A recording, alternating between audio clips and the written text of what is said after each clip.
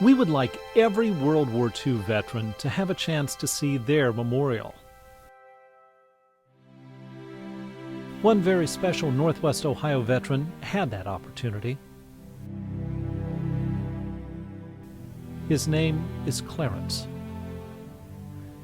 He had had 18 strokes and a heart attack before taking that flight.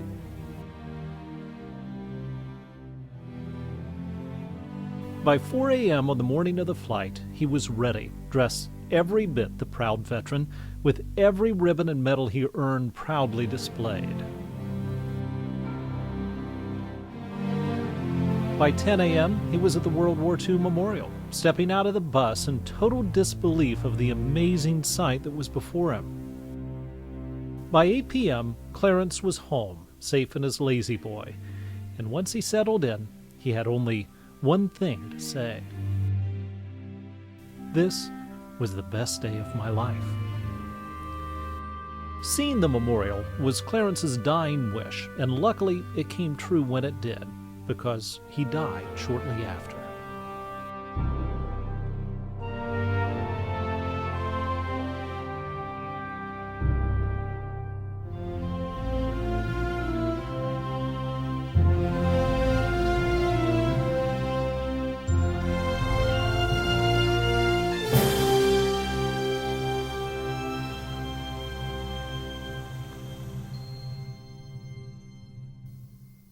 Between Pearl Harbor and the fall of the Japanese Empire, 16 million Americans served in the armed forces.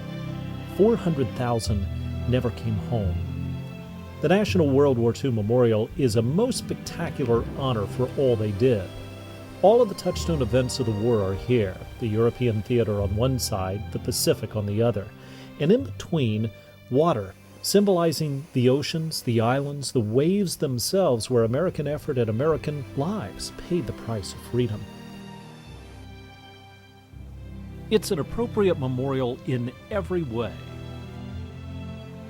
even if it took 60 years.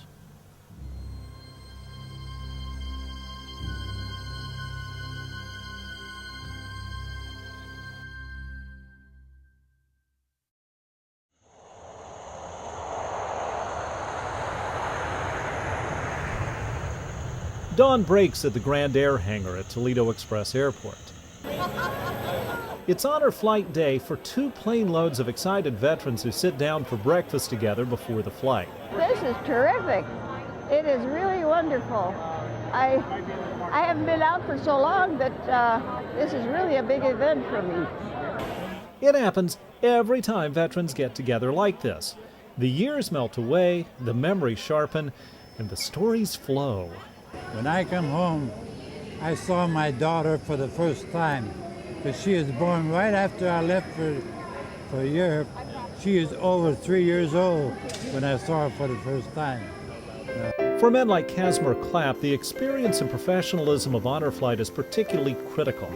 He's 92 years old, and he's in a category referred to as TLC, their last chance. But there's true art to the science of making a big trip like this happen for dozens of veterans, many with serious health needs.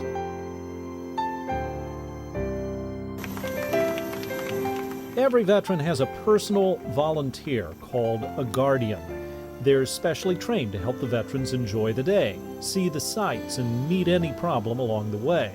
There's special equipment to help the veterans on and off the airplane. And at each step along the way, people donate their time just to come and cheer the veterans on. I so appreciate what these men and women have done for us, and I just feel honored that I can get out here and greet them this way. In the nation's capital, a luxury tour bus takes the veterans to within steps of each monument.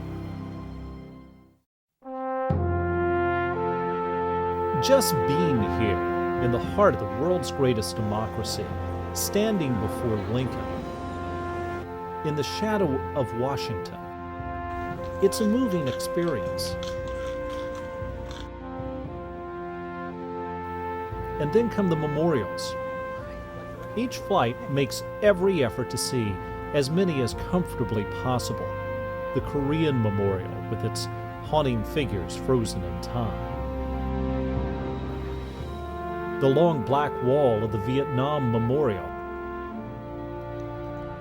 Names of those who've made the ultimate sacrifice as far as the eye can see.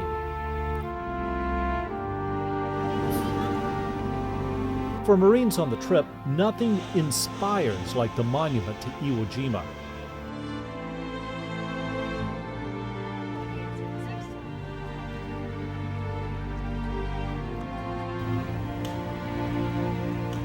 The solemn and timeless ceremony of the changing of the guard at the Tomb of the Unknowns.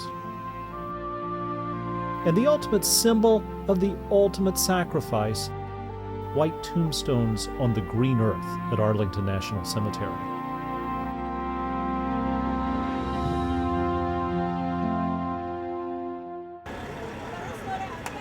How you all doing? Yay! But ultimately, the entire trip is focused around this moment, when these veterans find themselves 400 miles from home on the doorstep of the monument designed to honor them. And it begins with a thank you. Joe, thank you for your service and welcome to your memorial. And that's what it's all about. The largest, grandest, greatest thank you to the greatest generation. It's more fabulous than I ever thought it'd be.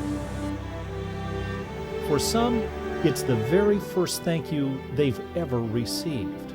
People you don't know come up to you and say thanks. It's amazing. The attention here is almost overwhelming because, amazingly, few of these American heroes have ever really considered the magnitude of what they did.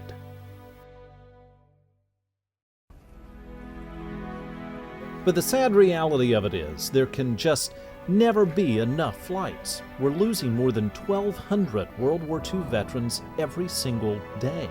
I know my husband didn't live long enough to see it, so I'll make it up for it. And behind every lucky veteran who does make the trip, there's a waiting list of more than 500. They're on that list because they'll never make it any other way. Those veterans are waiting for your help. Honor Flight is funded exclusively through donations, fundraisers, the generosity of people like you. And it's so easy to give. You can even do it easily and instantly online at the click of a button. It doesn't matter in the least whether or not you know any of the veterans you're helping send to Washington. They're all just as responsible for the freedoms we enjoy today. Standing here at the National World War II Memorial, it's impossible not to be deeply moved by everything it symbolizes. The feeling of a shared national experience. An entire generation who came together in such a profound way to secure a future for all those who came after. So imagine what it must be like for those who lived it. But so often the flight doesn't come soon enough, and too often a deserving veteran on the list doesn't make it to their big day. For one recent vet, his upcoming visit to the memorial was among the very last things on his mind. He went to bed talking about the 21 days before his turn to see the memorial. But he never woke up, and all that was left to take to Washington was the American flag that draped his casket. For those who do make it, it's about much more than just seeing this iconic memorial. It's about experiencing this debt of gratitude we all owe them. It's about coming full circle as the older veteran looks back on this extraordinary moment in their youth when everything hung in the balance and the greatest generation rose to the occasion. It's about a man like Casimir Clapp living to see this crowning acknowledgement he so richly deserves. I didn't think I'd make it. See, I'm 92 now, so I didn't think if I didn't make it now, I don't think I'd make it. And he did just in time. Casimir Clapp also died shortly after this flight, but not before all of us collectively had a chance to thank him.